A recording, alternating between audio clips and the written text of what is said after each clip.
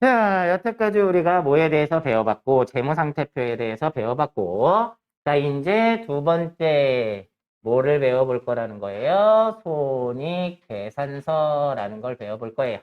자, 손익계산서에, 자, 왼쪽, 이제 차변이라고 하기로 했죠? 차변에는 뭘 써주기로 했어요? 비용이라는 걸 써주기로 했어요. 그죠? 자, 대변에 뭘 써주기로 했어요? 수익이라는 걸 써주기로 했어요. 자, 그러면 이제 여기다가 수익의 내용을 다 써야 될 텐데, 여기다가 비용의 내용도 다 써야 되고, 자, 그러면 수익, 비용에 어떤 것들이 있는지를 또 배워보자는 얘기죠. 자, 그래서 다음 페이지에 보시면 기업의 경영 성과 그래 놓고 첫 번째 수익이 나와요. 수익은 기업이 일정 기간 동안 경영 활동을 통해 벌어들인 금액을 말하며 자본의 증가를 가져오는 원인이다. 이렇게 나와 있어요. 자, 그러면 수익은 뭐예요? 회사에서 벌어들인 거예요. 근데 이거를 벌어들인 돈이라고 말하기는 조금 모순이 있어서 회사에서 벌어들인 것 자체를 다 수익으로 한다. 이렇게 보셔야 돼요. 이게 무슨 차이가 있냐면 나중에 뒤에 가면 좀 더 자세히 배우겠지만 회계에서는 발생주의라는 걸 선택을 하고 있어요. 세법에서는 현금주의를 선택을 하고 있고 그런 차이가 좀 있는데요. 발생주의는 실제로 돈이 들어오지 않아도 벌었다라고 보는 게 있다는 거예요. 회계에서는. 자, 쉽게 설명하면 이런 거예요. 내가 상품을 팔면 돈을 벌죠. 근데 외상으로 팔았어. 그럼 돈이 안 들어왔잖아. 그쵸? 그럼 번 거예요, 안 번 거예요? 벌었다라고 보겠다는 거예요. 그게 발생주의입니다. 자, 그래서 회계에서는 발생주의를 선택하고 있기 때문에 돈이 꼭 들어와야지만 번 거다. 이런 개념은 아니에요. 이해되셨나요? 자, 그래서 제가 수익을 얘기할 때 기업이 경영활동을 통해서 벌어들인 돈 이렇게 얘기하진 않아요. 자, 근데 자본의 증가를 가져오는 요인이다. 원인이다. 이렇게 나와 있죠? 자, 쉽게 설명드릴게요. 회사가 돈을 벌면 누가 좋아해요?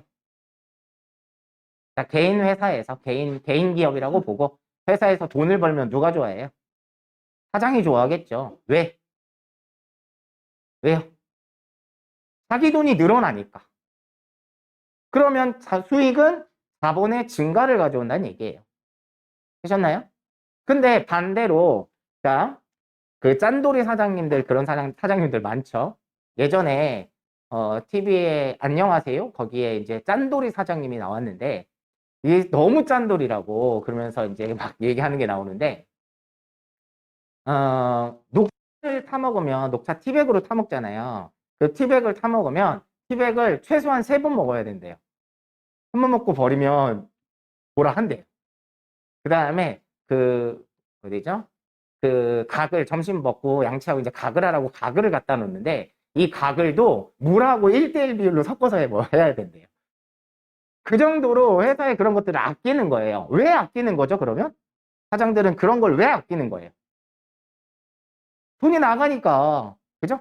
돈을 많이 쓰면 누가 싫어해요? 응, 사장이 싫어하죠. 왜? 자기 돈이 줄어드니까. 자, 그러한 것들을 비용이라고 얘기를 해요. 자, 그래서 비용은 좀 이따 설명하도록 하고, 어찌됐든 자본의 증가를 가져오는 원인이 된다라는 얘기고요. 자, 계정 과목에 보면 상품 매출이라는 게 나와요. 자, 그러면 회사에서는 상품을 팔면 수익이 생긴다. 이 얘기입니다. 하셨나요? 근데 이게요, 나중에 뒤에서 좀 더 자세히 설명하겠지만, 상품을 팔면 상품이 나가는 거잖아요. 근데 상품이 나가는데 자산이 없어지는 게 아니라 돈을 번다? 좀 이상하지 않아요?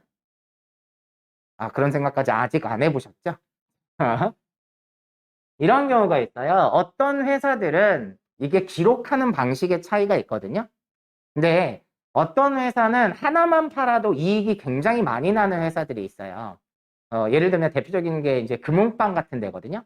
금은방 같은데, 또 가슴 아픈 얘기를 해야 되겠네.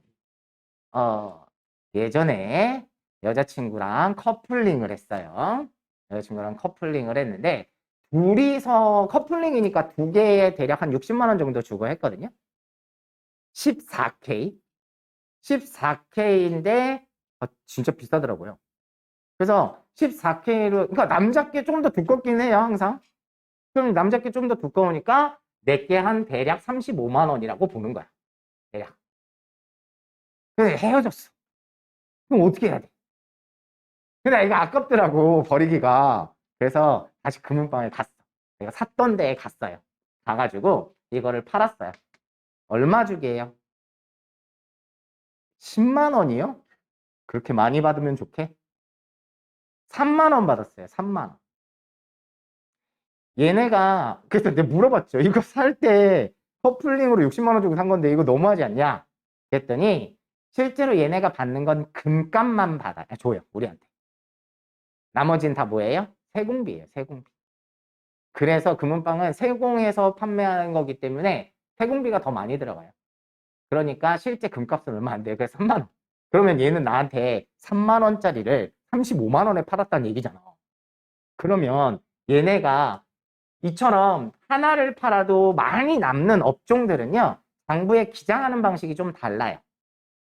그래서 여러분이 분계라는 걸 아직 안 배웠지만 얘네들 이런 업종은 금은방 같은데 업종은 어떤 식으로 회계 처리하냐면 상품은 얼마짜리가 나갔는데 3만 원짜리가 나갔는데 돈을 받은 건 얼마를 받았냐면 35만 원을 받은 거예요. 그럼 얘네 하나 팔면서 32만 원을 벌은 거잖아요. 그러면 이거를 상품 매출 이익이라고 이렇게 장부에다 써요. 자, 이 그러니까 쓰는 방식은 몰라도 돼요. 이게 지금 분계거든요.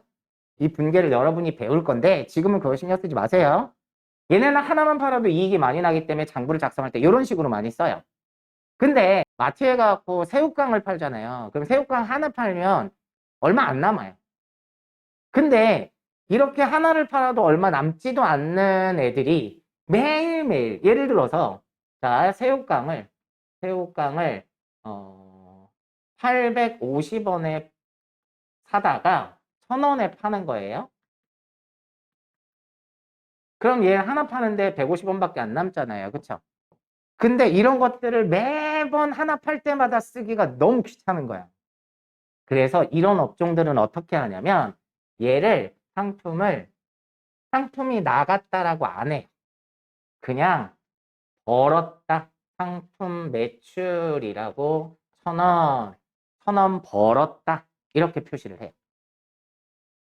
그거 팔 때마다 일일이 얼마 남았는지 계산하지 않겠다는 거예요. 그래 놓고 언제? 결산 때 12월 31일 날 1년치 정리를 할 때 이 매출한 것들을 상품 매출한 것들을 다 더해요. 그러면 이게 뭐가 돼요? 총 매출액이 되는 거예요.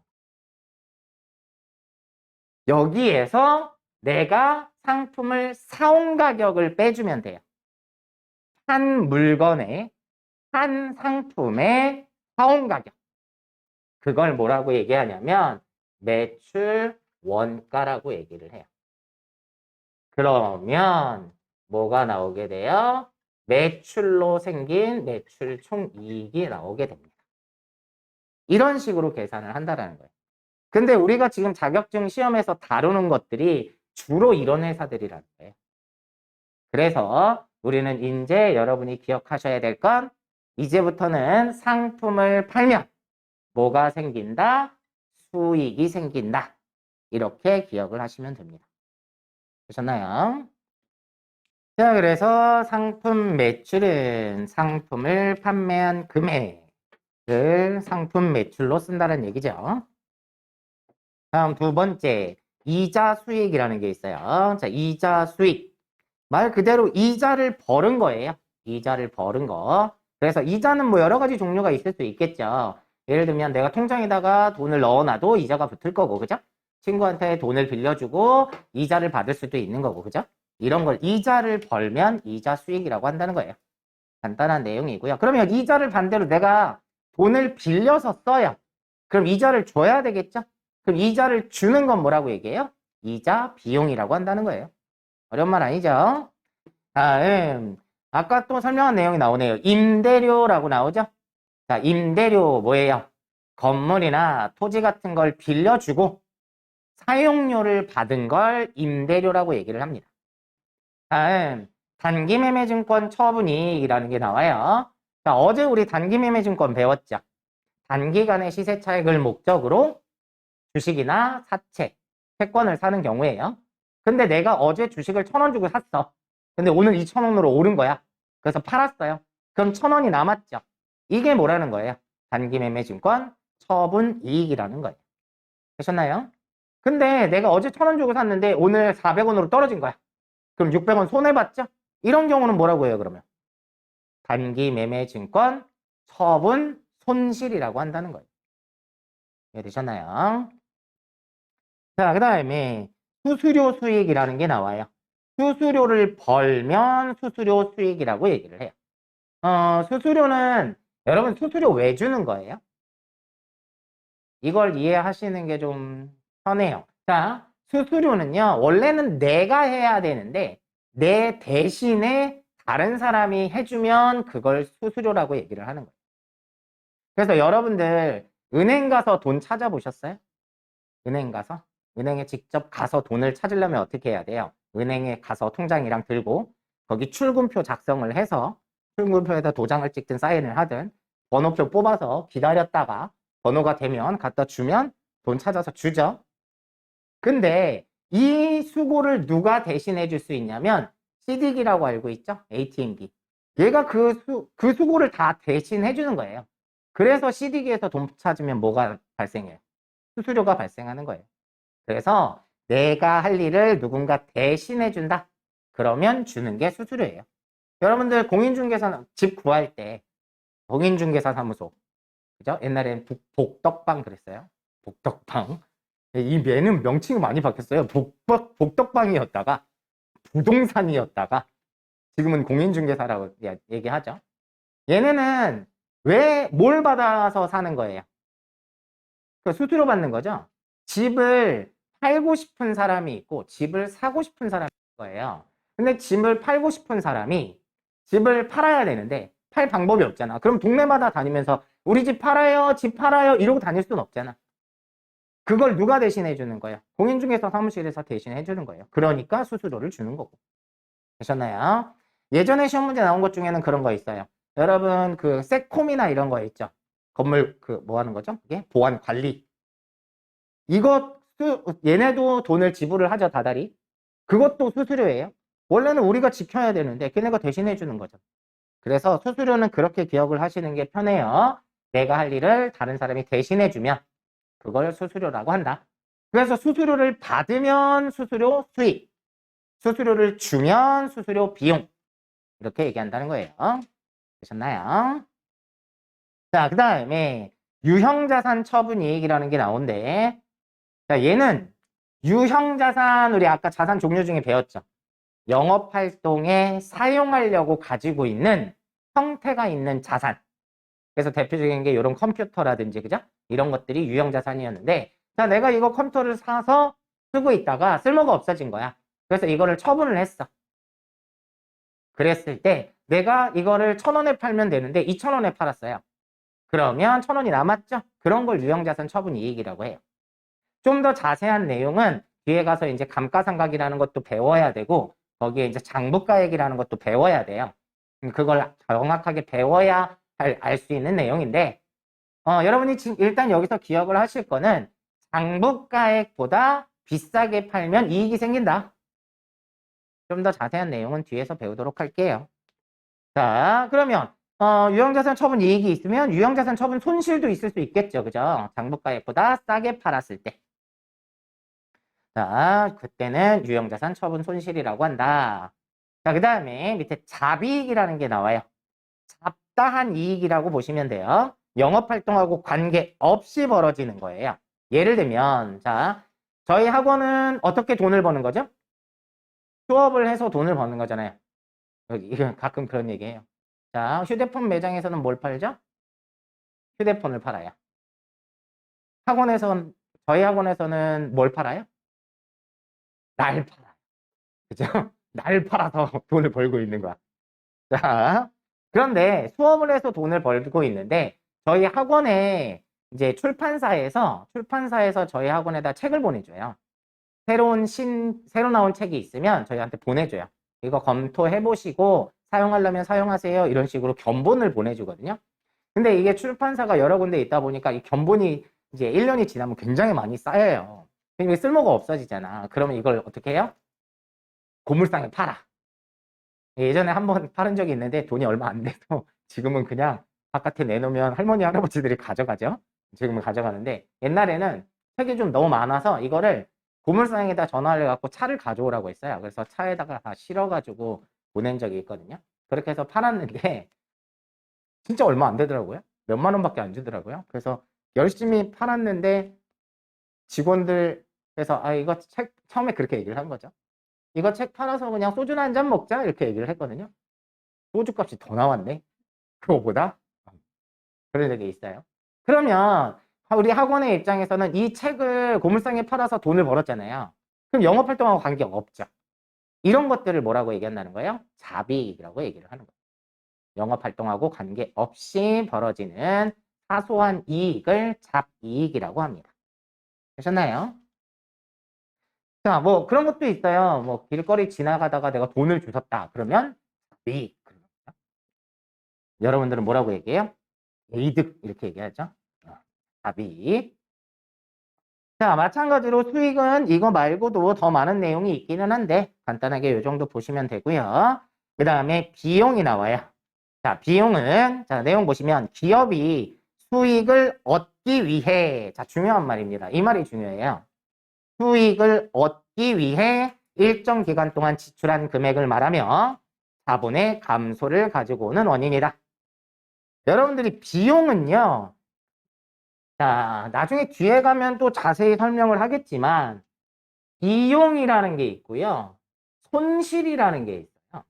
근데 세부적으로 생각을 한다고 하면 비용과 손실은 다른 거예요. 비용은 돈을 벌기 위해서 어쩔 수 없이 쓰는 걸 비용이라고 얘기를 하고요. 손실은 돈을 벌기 위해서 쓰는 게 아닌데 없어진 경우가 있어요. 원래는 이 비용 안에는 손실, 뭐 다른 말로는 차손이라는 말을 쓰기도 하는데요. 자, 비슷한 말로. 자, 이런 것들은 비용과 손실은 뭐 세부적으로 분류를 한다고 하면 다른 건데 그냥 요 안에 같이 들어간다 이렇게 보고 있는 거예요. 그래서 비용은 수익을 내기 위해서 쓰는 것들이 비용이라고 생각하셔야 돼요. 자, 그러면 밑에 보세요. 배정 과목에 보시면 첫 번째 상품 매출 원가라는 게 나오죠. 자, 상품 매출 원가가 아까 말한 이 금액이에요. 요거. 상품을 팔려면 상품을 사와야 될 거 아니에요. 그러면 상품을 팔기 위해서 사왔잖아요. 그러면 수익을 내기 위해서 어쩔 수 없이 쓴 비용이죠. 이해되시나요? 이런 걸 비용이라고 한다는 거예요. 자, 두 번째, 급여. 여러분들 직원들한테 월급을 왜 줘요? 일했으니까. 왜 일했는데? 직원들이 왜 일을 했어요? 그렇죠. 회사 돈 벌어주려고 일하는 거예요. 맞죠? 그러면 회사 입장에서 봤을 땐 회사가 돈을 벌기 위해서 얘한테 월급을 주는 거 맞잖아요. 이해되셨나요? 자, 그래서 급여, 종업원에게 지급하는 월급 또는 기타 수당들을 다 묶어서 급여라고 한다. 그 다음에 복리후생비라는 게 나와요. 자, 내용 보시면 종업원의 복지와 후생을 위해 지출한 경조사비, 뭐 식대, 여러 가지가 있어요. 자, 복리후생비라는 건요, 이렇게 생각하시는 게 편해요. 우리 직원이 불쌍해서 준 거예요. 우리 직원이 불쌍해서 해준 거예요. 자, 우리 직원이 야근을 했어. 불쌍하네? 그래서 밥 사줬어. 그게 뭐예요? 복리후생비. 우리 직원이 결혼을 했어. 불쌍하네? 불쌍하니까 경조사비 내주는 거예요. 자, 복리후생비는 쉽게 생각하면 돼요. 우리 직원들 밥을 사준다든지, 우리 직원들 뭐 작업복을 사준다든지, 우리 직원들이 불쌍해서 해주는 건 복리후생비라고 보시면 돼요. 그리고 여러분들 회사 다니면 건강보험료 반반 내는 거 아시죠?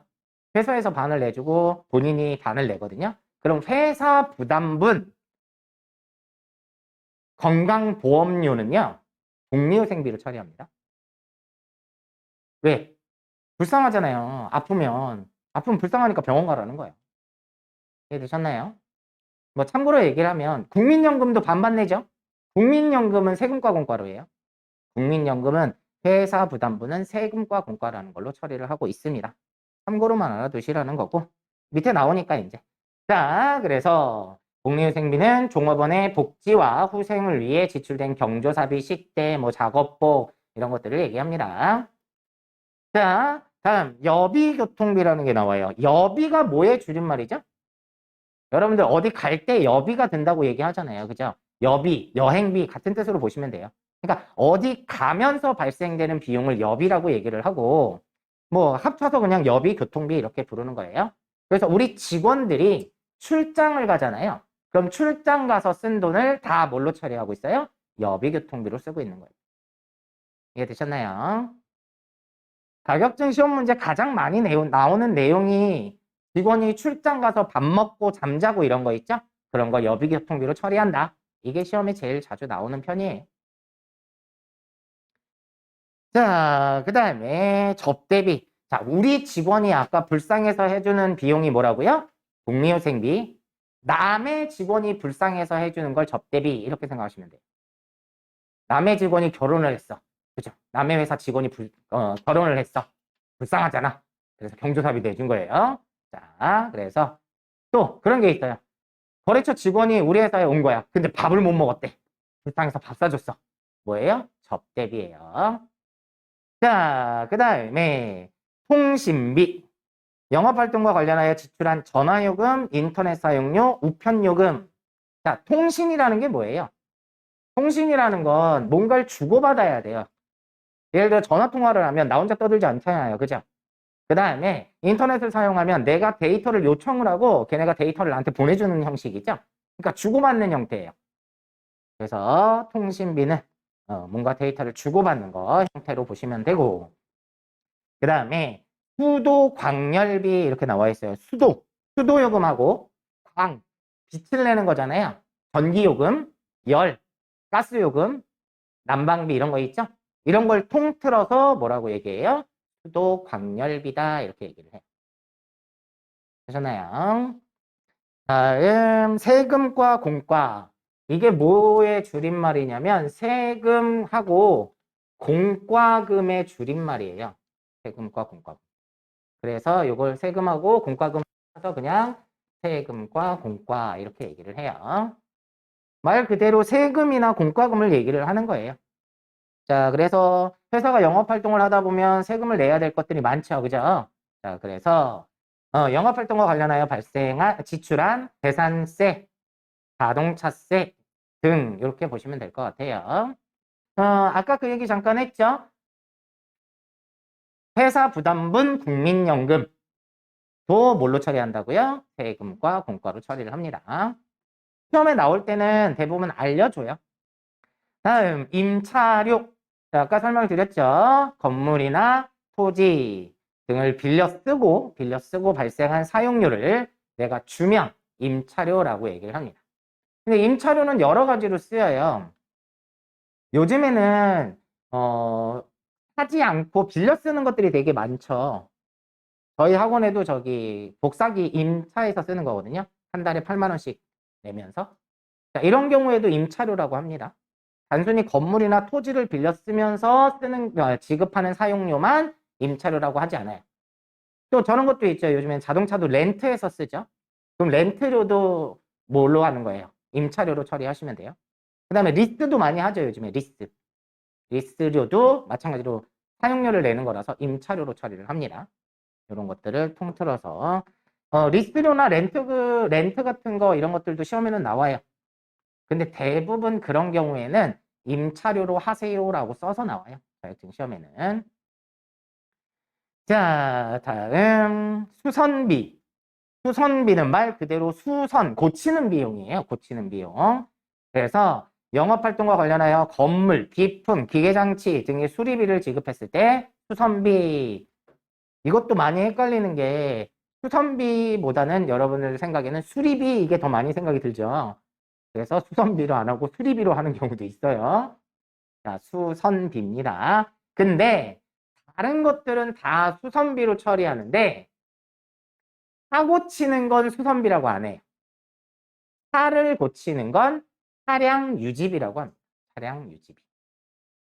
차만 유일하게 그렇게 따로 빼놨더라고요. 그래서 차 고치는 건 차량 유지비. 밑에 나오죠? 밑에 차량 유지비, 영업용 차량에 대해 지급한 주유비, 주차요금, 수리비 이래놨죠. 그래서 차 수리를 하면 차량 유지비, 차가 아닌 것들은 수선비로 처리한다. 되셨나요? 다음 수선비 밑에 보험료. 보험을 가입하고 내는 요금이 보험료죠. 대부분이 발생하는 게 화재보험료. 이 건물이 우리 건물이다. 그러면 화재보험을 가입을 하겠죠. 그 다음에 자동차도 타고 다니려면 보험 가입해야 되죠. 자동차 보험료도 보험료예요. 자, 그 다음에 요즘에는 그것도 많이 하던데 보증보험료 있죠? 보증보험, 그런 거. 그런 보증보험료도 뭐에 해당한다? 보험료로 취급을 한다. 자격증 시험에 가장 많이 나올 때는 자동차 보험료하고 화재보험이 가장 많이 나오기는 하고요. 자, 그게 보험료고요. 그 다음에 차량 유지비는 조금 전에 설명드렸죠. 차에 들어가는 돈들은 차량 유지비로 하시면 됩니다. 차량 유지비. 자, 그 다음에 운반비라는 게 나와요. 자, 운반비, 상품 매출 시, 자, 이거 동그라미 쳐놓으세요. 운반비는 언제만 발생해요? 상품 매출 시에만 발생합니다. 자, 상품을 매입해 오면서 운반비가 발생할 수도 있겠죠. 근데 그건 비용 처리하진 않아요. 나중에 뒤에서 배우겠지만 내가 상품을 사오는데 운반비가 들어갔어. 그러면 그 상품 가격에다가 운반비를 포함을 시켜야 돼요. 자, 그래서 매출 시에만 뭐가 발생한다? 운반비가 발생한다. 자, 다음 교육훈련비라는 게 나와요. 말 그대로 우리 직원들 교육시킨 거예요. 교육. 예를 들어서 우리 직원을 회계 직원이라고 뽑아놨는데 회계를 너무 못해. 그래서 야, 너 학원 가서 공부 좀 해와. 그래서 학원을 보내줬어. 학원비를 내줬어. 그럼 뭐로 해요? 교육훈련비 이렇게 하시면 돼요. 자, 그 다음에 도서 인쇄비. 도서, 책이요. 인쇄물은 여러 가지가 있겠죠. 그죠? 신문, 잡지 이런 것들. 그래서 도서 인쇄비는 영업활동과 관련하여 직원의 명함, 각종 인쇄비, 신문, 잡지, 구독료 이런 것들도 다 도서 인쇄비로 한다. 다음 소모품비. 자, 어제 우리 자산 배울 때 소모품이라는 걸 배웠어요. 그죠? 금방 써서 없어지는 것들. 근데 이거를 회사마다 회계 처리 방법이 좀 다를 수 있다라고 보는 거예요. 어떤 회사에서는 A4 용지를 샀는데 소모품이라고 하는 회사도 있고 어떤 회사는 그냥 소모품 B로 하는 회사도 있다라는 거예요. 자, 요 차이는 중요성 때문에 차이가 생기는데 간단한 설명을 해볼까요?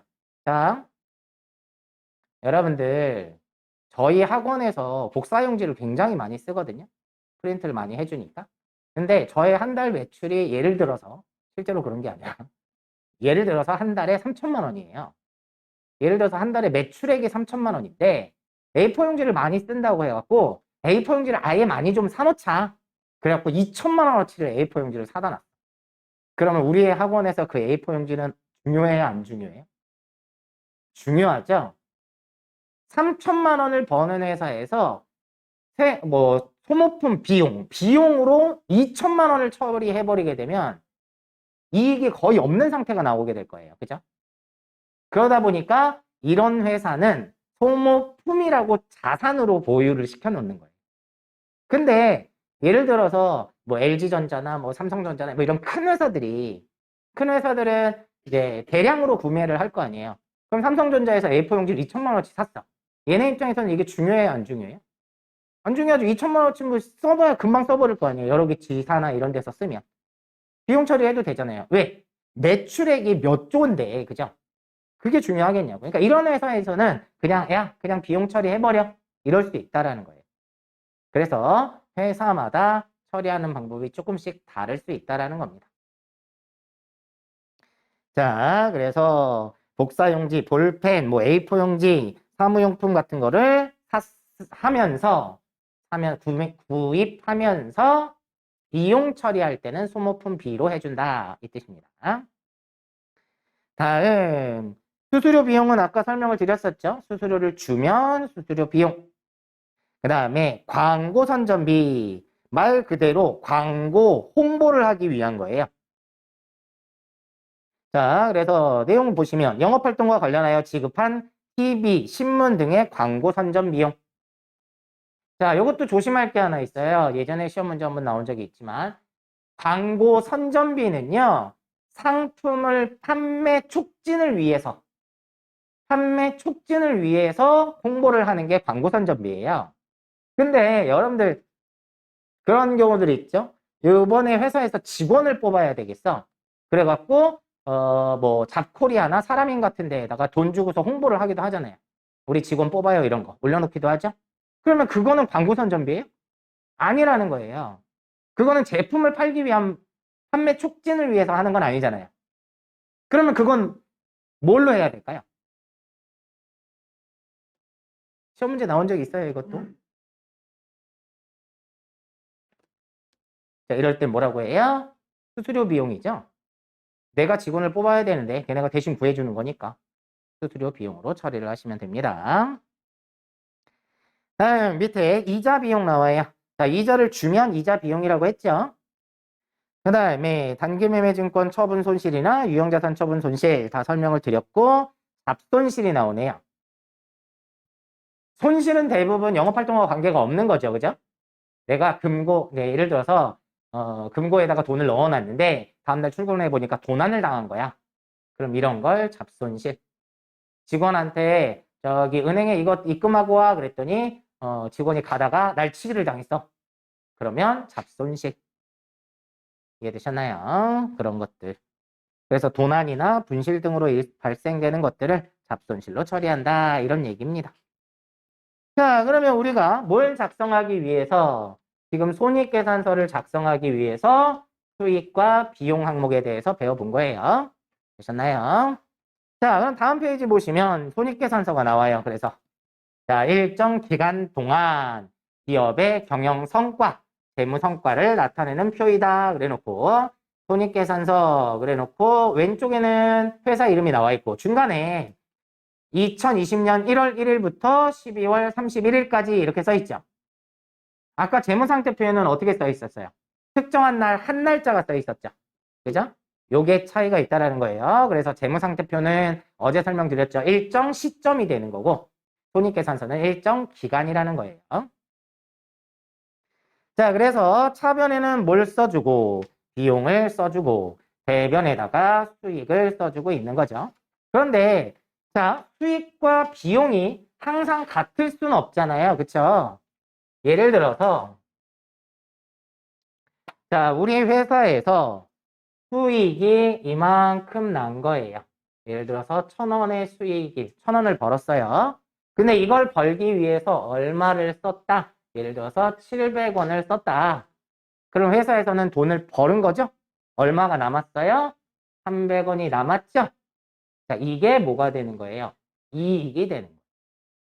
자, 근데 여러분들이 지금 회계를 배우기 전에는 수익과 이익이 같다라고들 많이 생각을 해요. 수익과 이익은 다릅니다. 수익, 번 총 금액에서 이걸 벌기 위해서 쓴 돈을 빼야 남는 돈이 나오는 거예요. 그 남은 걸 이익이라고 얘기합니다. 그래서 수익에서 총 수익에서 총 비용을 빼면 뭐가 나온다? 이익이 나온다. 되셨나요? 근데 올해 벌어들인 이익이죠? 그래서 얘를 뭐라고 부르냐면 단기에 벌어들인 순수한 이익이다. 그래서 단기 순이익이라고 해요. 자, 그런데 뭐 항상 회사가 돈을 버는 것만은 아니잖아요. 그죠? 근데 이런 경우도 있을 수 있다라는 거예요. 자, 총수익이 예를 들어서 1,000원이에요. 근데 총 비용이 1,200원을 썼단 말이에요. 그러면 더 많이 쓴 거죠? 그럼 손해가 났잖아요. 얼마? 200원의 손해가 난 거예요. 얘를 뭐라고 얘기한다고요? 당기 손실이다. 이렇게 얘기한다. 자, 그러면 하나의 이제 등식이 나온다라는 거예요. 총수익은 총 비용과 당기순이익을 더한 금액이 돼야 되는 거고. 만약에 비용이 더 큰 경우다. 총 비용은 총 수익에다가 당기순 손실을 더한 금액이다. 항상 이렇게 차변과 대변이 같아야 된다는 겁니다. 자, 이걸 뭐라고 얘기해요? 손익계산서 등식이라고 얘기를 하는 겁니다. 되셨나요? 어려운 말 없죠? 자, 그래서 우리 회사에서 이해관계자들에게 회계 정보를 제공하기 위해서 작성하는 가장 대표적인 형태 두 가지를 배워본 거예요. 되셨나요? 자, 그럼 다음 페이지 넘어가 보시면 회사에서 이제 돈을 벌었는지 안 벌었는지 이런 것들을 계산을 좀 해봐야 되겠다는 거예요. 그래서 기업의 순손익 계산 그려놓고 순손익의 측정 방법. 기업은 영업활동의 결과를 일정 기간 동안으로 나누어 순이익 또는 순손실을 측정한다. 측정 방법에는 자본유지적금법이라는 게 있고 거래적금법이라는 게 있대요. 자, 중요하지 않아요. 자, 그냥 대신에 이게 이 공식이 자본유지접근법이다. 이 공식이 거래접근법이다. 이렇게 기억할 필요는 없는데 기본적으로 그 공식은 알고 있어야 된다는 거예요. 자, 우리가 이런 얘기 해볼게요.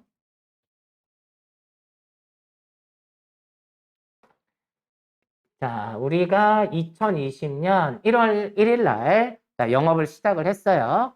그래서 시작을 했을 때 자산을 얼마 갖고 시작했냐면 1,000원 가지고 시작을 했어요. 부채는 700원을 가지고 시작을 했어요. 그럼 자본을 얼마 갖고 시작했다는 거예요? 300원이 되겠죠? 맞죠? 이거 갖고 1년 동안 영업을 쭉 했어. 그러고 나서 12월 31일 날 봤더니 자산이 1,000원이에요. 부채가 600원이 된 거죠. 그럼 자본이 얼마가 돼요? 400원이 되죠? 그죠? 그럼 얘네는 영업 잘했어요? 못했어요? 잘했어요. 왜요? 자본이 늘었잖아. 그쵸? 그래서 이러한 공식이 하나 나와요. 비말 자본에서 기초 자본을 빼면 뭐가 나온다? 순이익이 나온다는 얘기. 되셨나요? 자, 근데 이런 회사도 있을 수 있어요. 1월 1일 날 자산을 1,000원 갖고 시작을 했어요. 똑같이 해볼게요. 부채는 700원. 그럼 자본이 300원 가지고 시작을 했는데 1년 후에 12월 31일 날 봤더니 자산이 1,000원이고 부채가 800원이고 그럼 자본이 얼마가 돼요? 200원이 되겠죠? 그죠? 그럼 얘네는 영업을 잘했어요? 못했어요? 못했죠? 왜요? 자본이 다 줄었잖아. 자, 이럴 때는 기초 자본에서 뭘 빼면 기말 자본을 빼면 뭐가 나온다? 손실이 나올 수 있다. 이해되셨나요? 어려운 거 없죠? 이렇게 순손익을 계산할 수도 있고 두 번째 좀 전에 한 내용이에요. 손익계산서 하면서 괜히 지웠나? 이 얘기가 그 얘기인데 자, 총 수익이 1,000원이에요. 총 쓴 비용이 얼마? 700원이에요. 그러면 300원에 뭐가 생긴다고요? 당기순 이익이 생기겠죠? 똑같은 얘기예요. 뭐 순이익이다 이렇게 얘기하겠죠? 자, 반대로 총 비용이 1,200원인데 총 수익이 1,000원이에요. 그러면 200원이 뭐가 생겨요? 손실이 생기겠죠. 되셨나요? 그 얘기예요. 그게 지금 기업의 순손익을 계산하는 방식이 두 가지가 있는데 요거 하나가 재산법, 요게 손익법 이렇게 얘기를 해요. 기본적으로 공식은 뭔지 아시겠죠? 이게 재산법이다, 손익법이다 기각하실 필요는 없어요. 그냥 이 공식만 이해하시면 돼요. 자, 그래 놓고 자, 2번에 보면 재무상태표와 손익계산서에 순손익 표시 그래 놓고 1번에 보면 재무상태표에 표시 그래 놨죠.